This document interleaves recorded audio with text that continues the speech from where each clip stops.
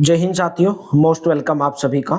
Haryana group D 2026 के लिए India GK की क्लास नंबर 36 15 नंबर की इंडिया जीके पूछी जाएगी। अगर आप कंटिन्यू क्लास को ज्वाइन करेंगे सभी क्लासेस को तो 80 प्लस स्कोर करने वाली ये सीरीज है हमारी। डेली सुबह 7 बजे Haryana GK Haryana current affairs की क्लास, डेली सुबह 11 बजे इंडिया जीके, डेली दोपहर को 2 बजे साइंस, डेली मॉक टेस्ट चलता है रात को 9 बजे। बहुत सारे स्टूडेंट लाइव जुड़ करके डेली मॉक टेस्ट को ज्वाइन करते हैं। 100 दिन 100 मॉक टेस्ट चलेंगे और इस नंबर के ऊपर व्हाट्सएप करके 230 रुपीज में आप complete PDF Haryana group D के लिए ऑल सब्जेक्ट की प्राप्त कर सकते हैं। तो चलिए सेशन की शुरुआत करेंगे। विश्व के एकमात्र समुद्र का नाम बताइए जिसकी कोई भी भूमा सीमा नहीं है। वो है Sargasso Sagar. A option correct रहेगा। सारगैसो जो सागर है वो कौन से महासागर के अंदर स्थित है? अटलांटिक महासागर के मध्य यानी कि अटलांटिक जो महासागर है उसके बीच में स्थित है और पृथ्वी का एकमात्र सागर है जिसकी कोई भी भूमि सीमा नहीं है। सारगैसो सागर में एक वनस्पति पाई जाती है जिस वनस्पति का नाम है सारगैसम वनस्पति। सारगैसम वनस्पति और इसी वनस्पति के कारण इसका नाम सारगैसो सागर पड़ा है। नेक्स्ट है, पृथ्वी की पपड़ी का लगभग 98% भाग 8 तत्वों से बना है। निम्नलिखित में से कौन इन तत्वों के अंदर नहीं आता है? देखिए, पृथ्वी की जो पपड़ी है, जो क्रस्ट है, उसमें 98% भाग में ऑक्सीजन भी है, कैल्शियम भी है, सिलिकॉन भी है, लेकिन कार्बन नहीं है। और क्या क्या पाया जाता है मेरे दोस्तों? ऊपर पट्टी में लोहा पाया जाता है, Na यानी कि सोडियम पाया जाता है, सिलिकॉन पाया जाता है और पोटेशियम यानी कि के पोटेशियम पाया जाता है, एल्यूमिनियम पाया जाता है और मैग्नीशियम जैसे तत्व इसके अंदर पाए जाते हैं। और सबसे अधिक पृथ्वी की पपड़ी के अंदर पाया जाने वाला कौन सा है भाई? वो है ऑक्सीजन पाया जाता है। ठीक है, वहीं पे मैं बात करूं क्रस्ट। जो क्रस्ट होती है वो पृथ्वी का सबसे ऊपरी परत होती है जो किससे बनती है? वो किससे बनी हुई है? बेसाल्ट और ग्रेनाइट से बनी होती है। बेसाल्ट और ग्रेनाइट से मिलकर के किसका निर्माण हुआ है? पृथ्वी की भूप्रपट्टी यानी कि क्रस्ट का निर्माण हुआ है। सबसे ऊपरी परत होती है, उसके बाद में क्रस्ट के नीचे एक मोटी परत आती है जिसका नाम है मेंटल भाई। और मेंटल परत जो है, जो गर्म और जो घना लोहा मैग्नीशियम से बनी ठोस चट्टान के द्वारा बनी होती है। मेंटल के बाद में आती है क्रोड। पृथ्वी की सबसे आंतरिक परत का नाम है क्रोड और इसे भूकंपीय तरंगों की गति के आधार पर दो भागों के अंदर बांटा गया है, बाहरी क्रोड और आंतरिक क्रोड। एलएसी वास्तविक नियंत्रण रेखा। ठीक है, वास्तविक नियंत्रण रेखा भारत और किसके बीच में प्रभावी सीमा है? तो एलएसी का मतलब है लाइन ऑफ एक्चुअल कंट्रोल। ये चीन के बीच में। डी ऑप्शन भाई, भारत और चीन के बीच में है। भारत के 4 राज्य कौन कौन से? भारत के 4 राज्य हिमाचल प्रदेश, उत्तराखंड, सिक्किम और अरुणाचल प्रदेश और एक केंद्र शासित प्रदेश लद्दाख जिसकी सीमा चीन से लगती है। 4 राज्य हिमाचल प्रदेश, उत्तराखंड, सिक्किम और अरुणाचल प्रदेश और एक केंद्र शासित प्रदेश लद्दाख की सीमा चीन से लगती है। भारत और चीन के बीच की सीमा को एलएसी कहा जाता है, वास्तविक नियंत्रण रेखा कहा जाता है, लाइन ऑफ एक्चुअल कंट्रोल कहा जाता है। निम्नलिखित में से भारत और चीन के बीच स्थित एक पहाड़ी दर्रा कौन सा है भाई? वो है कराकोरम दर्रा। सी ऑप्शन करेक्ट हो जाएगा। कराकोरम दर्रा हिमालय की कराकोरम श्रेणियों के बीच में कहां पर स्थित है? ये लद्दाख के अंदर स्थित है। कराकोरम जो दर्रा है ये भारत और चीन की सीमा के ऊपर स्थित है।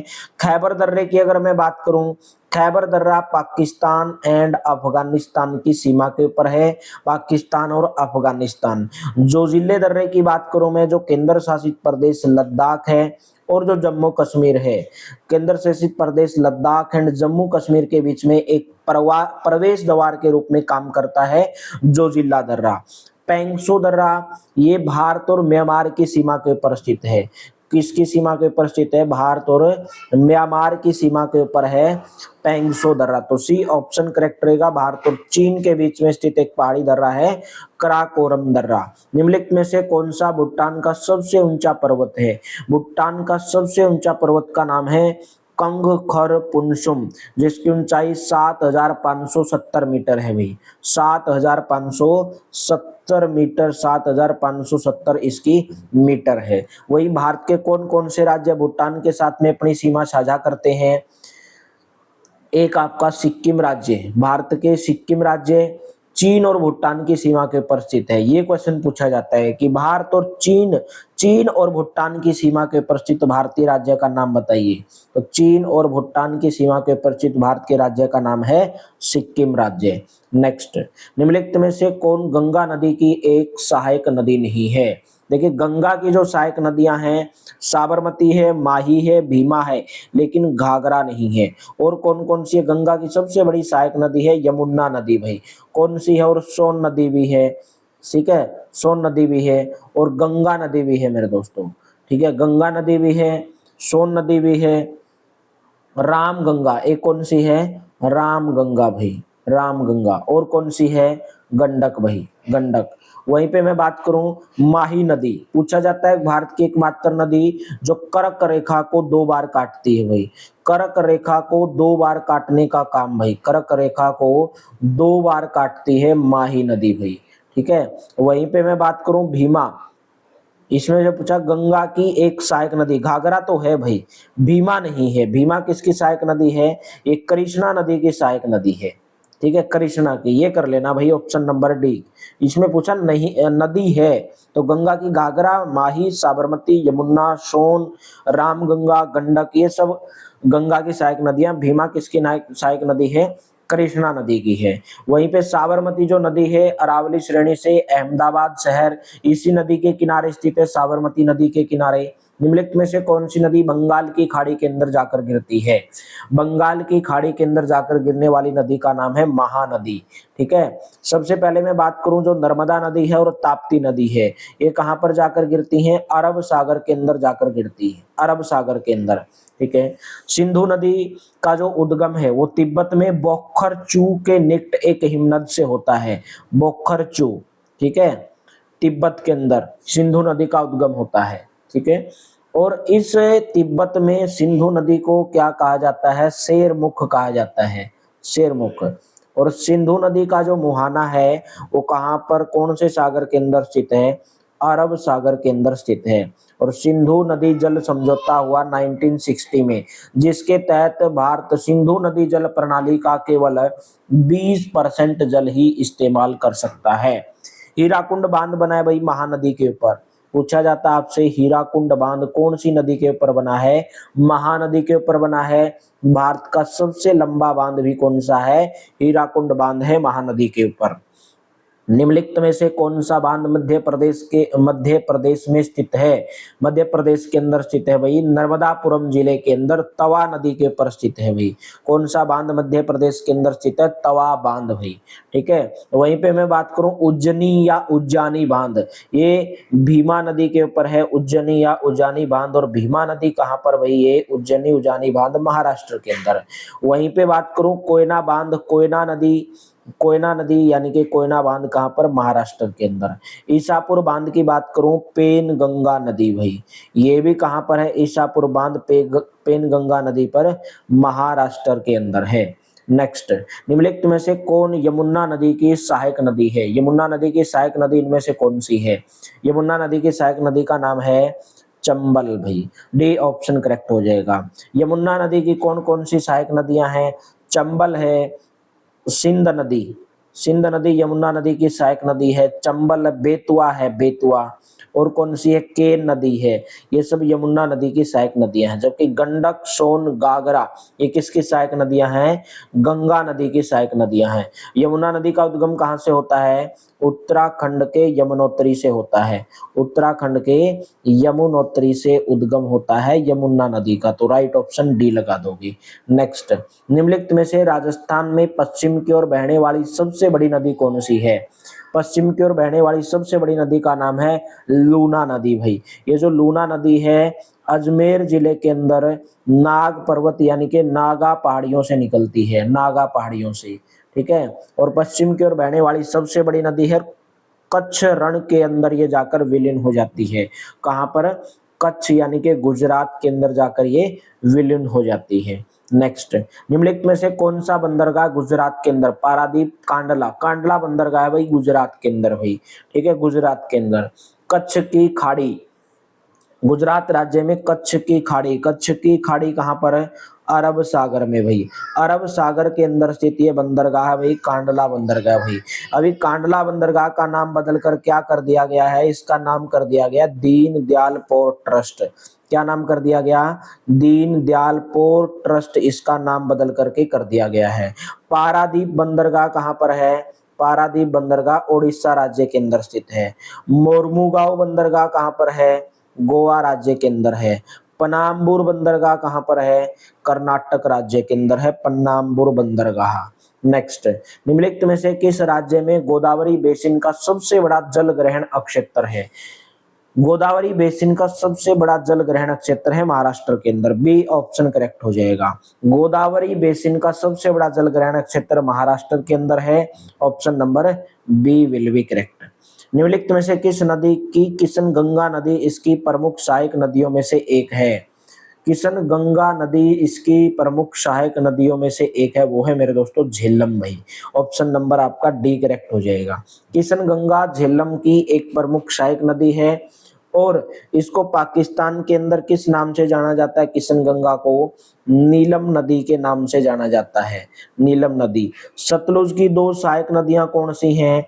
सतलुज की सहायक नदियां का नाम है मेरे दोस्तों बास्पा है, एक आपकी स्पीति है और एक व्यास है, ठीक है, ये पूछा जाता है व्यास वाला, ठीक है। व्यास किसकी सहायक नदी? सतलुज की सहायक नदी है। वहीं पे मैं बात करूं चिनाब, चिनाब की सहायक नदियां कौन सी हैं? चिनाब की सहायक नदियां एक आपकी झेलम है और एक रावी है। चिनाब की सहायक नदियां कौन सी हैं? झेलम और रावी है। भोजताल जिसे पहले अपर लेक के नाम से जाना जाता था, निम्नलिखित में से किस राज्य के अंदर स्थित है? भोजताल भाई, भोजताल यानी कि याद कर लेना, ये आपका मध्य प्रदेश भोपाल के पश्चिमी भाग में स्थित है। पहले इसको अपर लेक या बड़ा तालाब के नाम से जाना जाता था, बाद में इसका नाम बदल के राजा भोज के सम्मान में भोजताल कर दिया गया। ये जो ताल है भोज आर्द्र भूमि का निर्माण करता है। कौन सी नदी जोग जलप्रपात बनाती है जिसे गरसोपा जलप्रपात भी कहा जाता है? गरसोपा या जोग जलप्रपात भाई शरावती नदी, डी ऑप्शन करेक्ट हो जाएगा। जोग जलप्रपात कर्नाटक राज्य के अंदर शरावती नदी के ऊपर बना है, जिसकी जो ऊंचाई है लगभग कितनी है? 253 मीटर है। जोग जलप्रपात को महात्मा गांधी प्रपात, कौन सा प्रपात कहा जाता है? महात्मा गांधी, महात्मा गांधी जलप्रपात भी कहा जाता है या गरसोपा जलप्रपात भी कहा जाता है। भारत का सबसे ऊंचा जलप्रपात कौन सा है?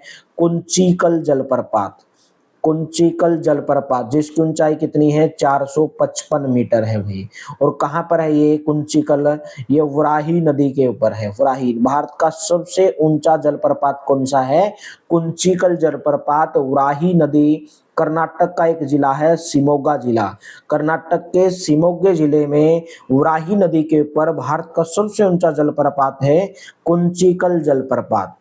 पिछोला झील निम्नलिखित में से किस राज्य के अंदर स्थित है? पिछोला, पिछोला झील है भाई राजस्थान के अंदर। सी ऑप्शन आपका करेक्ट हो जाएगा। पिछोला झील राजस्थान के उदयपुर के अंदर स्थित है, उदयपुर में। उदयपुर की सबसे पुरानी और सबसे बड़ी झीलों के अंदर इसका नाम आता है। वहीं पे मैं बात करूं, सांबर झील है, राजसमंद है, पुष्कर है, पंचपदरा है, ये सब राजस्थान की झीलों के अंदर आती हैं। निम्नलिखित में से कौन ब्रह्मपुत्र नदी की एक सहायक नदी है जो भूटान से होकर बहती है? तो उस नदी का नाम है मेरे दोस्तों वांगछू नदी, ठीक है, वांगछू नदी। वांगछू नदी को और क्या कहा जाता है? राय डाक नदी भी कहा जाता है, राय डाक नदी भी। वांगछू नदी भूटान देश से होकर बहती है तथा ब्रह्मपुत्र नदी की एक सहायक नदी है।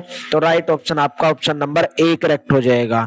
निम्नलिखित में से कौन सा भारतीय शहर पिछोला झील के किनारे स्थित है? तो अभी मैंने आपको बताया ये है मेरे दोस्तों उदयपुर यानी कि राजस्थान भाई।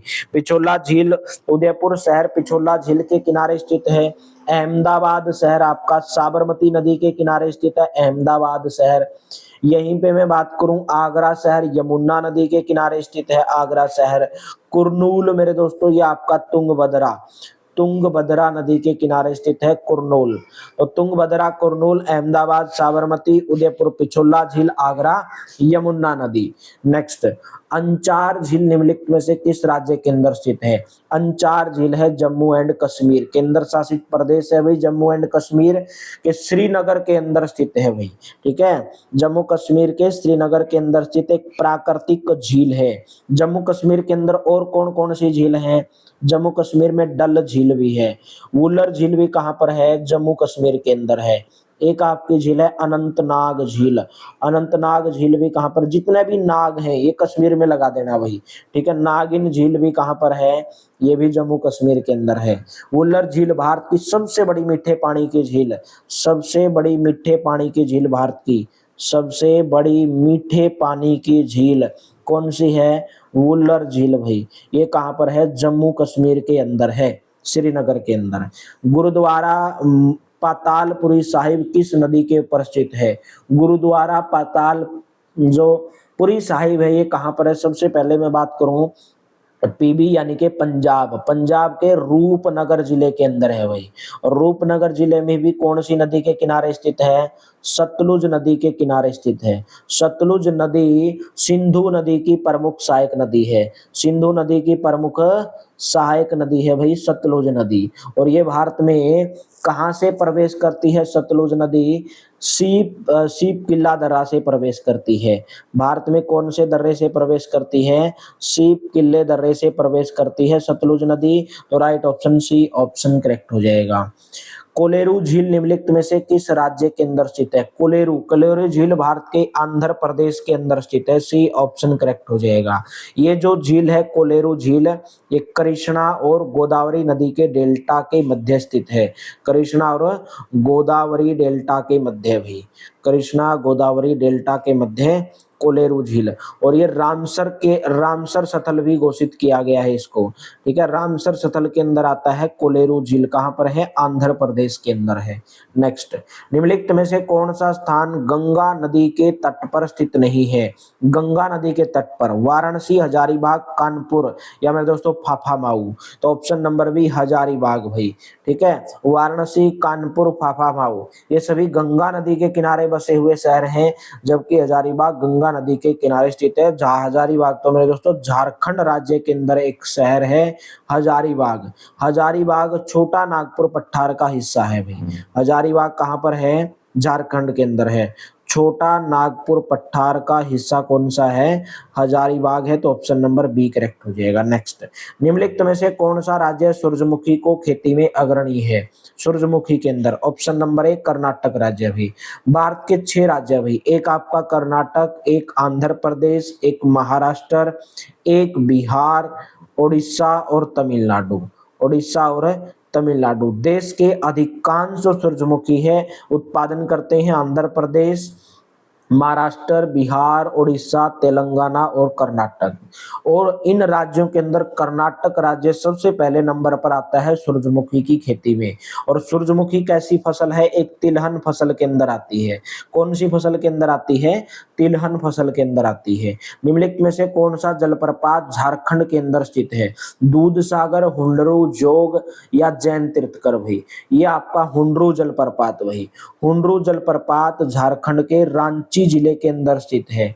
रांची जिले में। और कौन सी नदी के किनारे स्थित है हुंडरू जलप्रपात? सुवर्ण रेखा नदी के किनारे स्थित है। सुवर्ण रेखा। वहीं पे मैं बात करूं दूध सागर जलप्रपात गोवा में है भाई। और कौन सी नदी के किनारे स्थित है दूध सागर? ये मांडवी नदी के ऊपर है। जोग जलप्रपात, गरसोपा जलप्रपात, महात्मा गांधी जलप्रपात भी इसको कहा जाता है। ये शरावती नदी के किनारे है, कर्नाटक के अंदर स्थित है। ठीक है, शरावती नदी के किनारे बता चुका हूं बहुत बार। क्लास अच्छी लगती है तो लाइक कर दिया करो भाई। लाइक करने में आपका अंगूठा नहीं दर्द करना चाहिए। ठीक है, जैसे आप मेरे दोस्तों मेरी मेहनत से, आप मेरे कंटेंट से अगर आपको फायदा होगा, अगर हो रहा है, अगर आपने पहले मेरे से क्लास ली है तो लाइक कर दिया करो भाई। उत्तराखंड का पहला गुरुत्वाकर्षण बांध कौन सा है? उत्तराखंड का पहला गुरुत्वाकर्षण बांध है सोंग बांध। ऑप्शन नंबर आपका डी करेक्ट हो जाएगा भाई। उत्तराखंड का पहला। और कौन सी नदी के ऊपर बना है? ये सोंग नदी के ऊपर बना है भाई। कौन सी नदी पे है? सोंग नदी के ऊपर बना है, ठीक है। वहीं पे टिहरी बांध भी कहाँ पर है, उत्तराखंड के अंदर है, टिहरी जिले के अंदर भाई, ठीक है। और इसको टिहरी बांध को और कौन से बांध के नाम से जाना जाता है, स्वामी रामतीर्थ सागर बांध, स्वामी रामतीर्थ सागर बांध के नाम से भी टिहरी बांध को जाना जाता है। और जो ये टिहरी बांध है ये भागीरथी और भिलांगना नदी के संगम पर बना है, ठीक है। कौन सी नदी है, एक आपकी भागीरथी नदी, भागीरथी नदी, और मैं दोस्तों भिलांगना, भिलांगना, इन नदियों के संगम के ऊपर बना है भिलांगना नदी। और जो टिहरी बांध है भारत का सबसे ऊंचा बांध है, भारत का सबसे ऊंचा बांध, भारत का सबसे ऊंचा बांध, भारत का सबसे ऊंचा बांध। और भारत का सबसे लंबा कौन सा बताया था, हीराकुंड। भारत का सबसे ऊंचा बांध है टिहरी बांध। नेक्स्ट है लिंगन मक्की बांध निम्नलिखित में से किस नदी पर बनाया गया, लिंगन मक्की है कर्नाटक के अंदर, और ये कहां पर है भाई, शरावती नदी, ए ऑप्शन करेक्ट हो जाएगा, ठीक है। एक आपकी कृष्णा नदी के ऊपर बांध बनाए गए हैं, कौन कौन से बांध हैं, अलमाटी बांध, अलमाटी बांध कृष्णा नदी के ऊपर है, श्री सैलम बांध, श्री सैलम, श्री सैलम बांध भी कहां पर है, कृष्णा नदी पर है। और कौन सा है, नागार्जुन सागर बांध, नागार्जुन सागर बांध भी कृष्णा नदी के ऊपर है, नागार्जुन सागर, अलमाटी बांध, श्री सैलम बांध। नेक्स्ट, निम्नलिखित में से कौन सी एशिया की सबसे बड़ी खारे पानी की झील है, एशिया की सबसे बड़ी खारे पानी की झील है भाई चिल्का झील, और ये कहां पर है, एशिया, एशिया की सबसे बड़ी है, और कहां पर है चिल्का झील, उड़ीसा के अंदर है। भारत की सबसे बड़ी लैगून झील भी है, भारत की सबसे बड़ी लैगून झील, खारे पानी की झील जिसको हम बोलते हैं, चिल्का झील, उड़ीसा।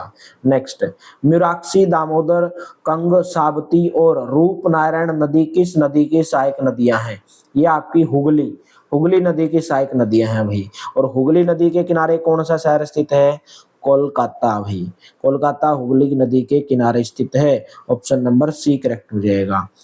नेक्स्ट है सिकरी जलप्रपात निम्नलिखित में से किस राज्य के अंदर स्थित है, सिकरी, सिकरी जलप्रपात है आंध्र प्रदेश के अंदर भाई, ऑप्शन नंबर ए करेक्ट हो जाएगा, आंध्र प्रदेश के अंदर, ठीक है।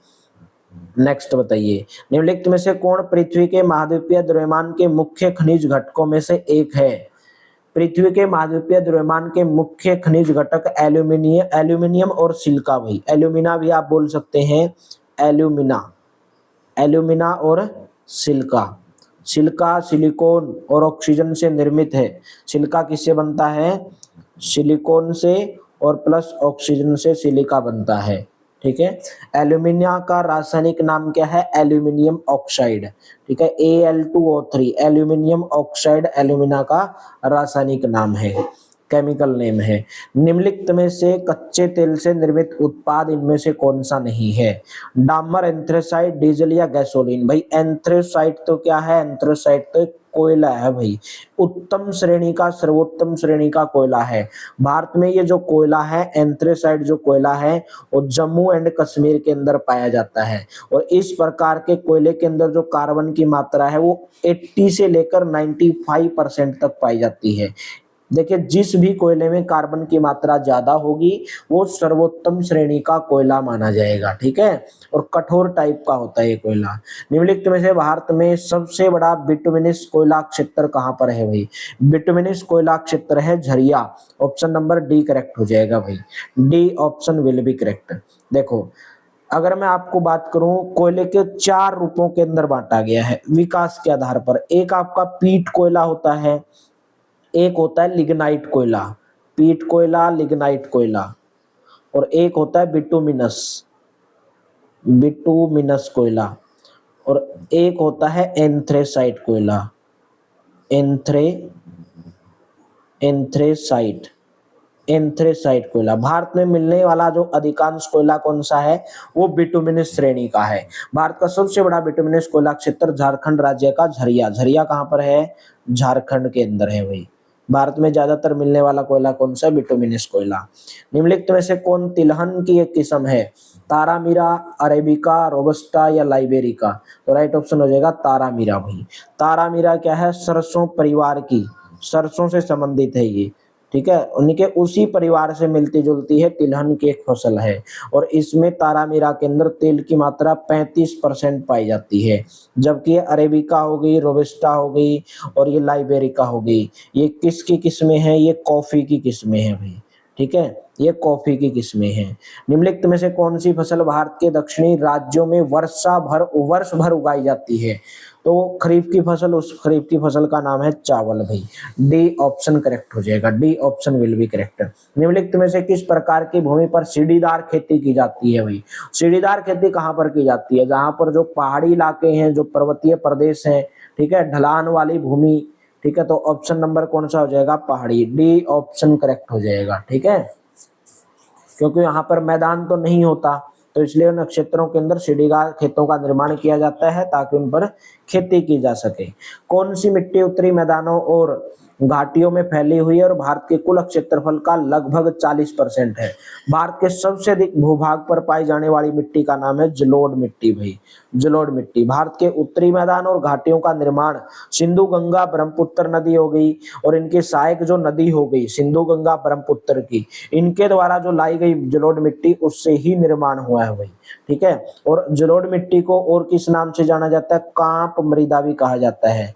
जलोढ़ मिट्टी को कांप मृदा भी कहा जाता है या कच्छारी, कच्छारी मिट्टी भी कहा जाता है। ठीक है, तो ऑप्शन नंबर डी हो जाएगा। नेक्स्ट, भारत का संपूर्ण उत्तरी मैदान किससे बना है? भारत का जो संपूर्ण उत्तरी मैदान है वो जलोढ़ मिट्टी से बना है, डी ऑप्शन करेक्ट हो जाएगा। भारत का उत्तरी मैदान एक समतल मैदान है, पश्चिम में सिंधु नदी से लेकर पूर्व में ब्रह्मपुत्र नदी तक ये फैला हुआ है। जलोढ़ मिट्टी सबसे ज्यादा पाई जाती है। नेक्स्ट, निम्नलिखित में से कौन सी जो मिट्टी है वो भारी वर्षा और उच्च आर्द्रता वाले क्षेत्रों के अंदर पाई जाती है? भारी वर्षा और उच्च आर्द्रता वाले क्षेत्रों के अंदर जो मिट्टी पाई जाती है वो पीट मिट्टी पाई जाती है। कौन सी मिट्टी पाई जाती है? पीट मिट्टी। ऑप्शन नंबर बी करेक्ट हो जाएगा। इस पीट मिट्टी पाई जाती है, इनके जो भारी वर्षा और उच्च आर्द्रता वाले जो क्षेत्र होते हैं उसके अंदर ह्यूमस ज्यादा होती है और जो मृत जैव पदार्थ है बड़ी मात्रा के अंदर उसके मौजूद पाए जाते हैं। वहीं पे एक क्वेश्चन पूछा जाता है कि लाल मिट्टी का जो लाल रंग है वो किसके कारण होता है? लाल मिट्टी का लाल रंग, इसके अंदर मेरे दोस्तों फेरिक ऑक्साइड जिसको आप बोलते हैं, यानी कि आयरन ऑक्साइड भी बोल देते हैं, Fe2O3 के कारण होता है। ठीक है, जब लाल मिट्टी जल के अंदर घुल जाती है तो पीली दिखाई पड़ती है, इसलिए इसको पीली मिट्टी भी हम बोल देते हैं। ठीक है, तो वहां पे जो लवणीय मिट्टी है ज्यादातर शुष्क और जो अर्ध शुष्क जो इलाके हैं वहां पर ये पाई जाती है। ठीक है, जहां पर मतलब जो नेचुरल जो वाटर है वो खराब है, ठीक है, वहां पर पाई जाती है। जलोढ़ मिट्टी के बारे में निम्नलिखित में से कौन सा कथन सही नहीं है? पहला है महानदी गोदावरी और कृष्णा के डेल्टा जलोढ़ मिट्टी से बने हैं। पुराने जलोढ़ को बांगर कहा जाता है, नए जलोढ़ को खादर कहा जाता है। हिमालय क्षेत्र में हमें जलोढ़ मिट्टी मिलती है, उत्तरी मैदान जलोढ़ मिट्टी के बने हैं। तो ऑप्शन नंबर सी इसके अंदर गलत है मेरे दोस्तों। ठीक है, हिमालय क्षेत्र के अंदर जलोढ़ मिट्टी नहीं पाई जाती है, हिमालय क्षेत्र के अंदर तो पर्वतीय मृदा पाई जाती है भाई। ठीक है, और जो पर्वतीय मृदा होती है ये एसिडिक होती है, यानी कि अम्लीय प्रकार की होती है भाई, अम्लीय। और जो आपकी जलोढ़ मिट्टी है इसको 4 वर्गों के अंदर बांटा गया, बांगर हो गया, खादर हो गया, एक आपका आता है भाबर, एक भाबर आता है और एक तराई आता है, यानी कि इन 4 वर्गों के अंदर बांटा गया, भाबर, तराई और आपका बांगर और खादर। नेक्स्ट, निम्नलिखित में से कौन आर्द्र पर्णपाती वनों की मुख्य प्रजाति है? आर्द्र पर्णपाती वन भाई, आर्द्र पर्णपाती वन सबसे पहले कितने वर्षा वाले क्षेत्रों में पाए जाते हैं? 100 से 200 सेंटीमीटर भाई, 100 से 200 सेंटीमीटर। ये जो वन है भारत में जो पश्चिमी घाट का जो पूर्वी ढलान है, ठीक है, जो उत्तर पूर्वी राज्य हैं वहां पर ये पाए जाते हैं। ठीक है, इसकी जो प्रमुख प्रजातियां इसमें एक आपका चंदन हो गया, चंदन की अगर मैं बात करूं, एक महुआ आता है, महुआ, एक कुसुम हो गया, कुसुम, कुसुम, एक होता है शीशम, शीशम, शीशम, एक होता है साल, साल, एक सागौन, ये सब किसके अंदर आते हैं? आर्द्र पर्णपाती वनों के अंदर आते हैं। तो बी सी डी इसके अंदर नहीं है। तो आर्द्र पर्णपाती वनों की मुख्य प्रजाति चंदन, बहुआ, कुसुम, शीशम, साल और सागौन, और 100 से 200 सेंटीमीटर वर्षा वाले क्षेत्रों में ये पाए जाते हैं। निम्नलिखित में से किसे कृत्रिम पारितंत्र के रूप में वर्गीकृत किया जा सकता है? तालाब, वन, झील या गार्डन? भाई इसका आंसर आपको कमेंट बॉक्स में होमवर्क के रूप में देना है कि कृत्रिम पारितंत्र के रूप में किसको वर्गीकृत किया जा सकता है। क्लास कैसी लगी कमेंट बॉक्स में जरूर बताइएगा। अच्छी लगी तो वीडियो को लाइक करिएगा, शेयर करिएगा अपने दोस्तों के साथ में ज्यादा से ज्यादा। बाकी हमारी सभी क्लासेज को आप टाइम से ज्वाइन करते रहिए। डेली सुबह 7 बजे Haryana GK, Haryana current affairs, India GK daily सुबह 11 बजे, साइंस डेली दोपहर को 2 बजे, डेली मॉक टेस्ट रहता है रात को 9 बजे, और complete PDF Haryana group D के लिए ऑल सब्जेक्ट 230 रुपीज में आप प्राप्त कर सकते हैं। Thank you, have a nice day. मिलेंगे कल की क्लास में।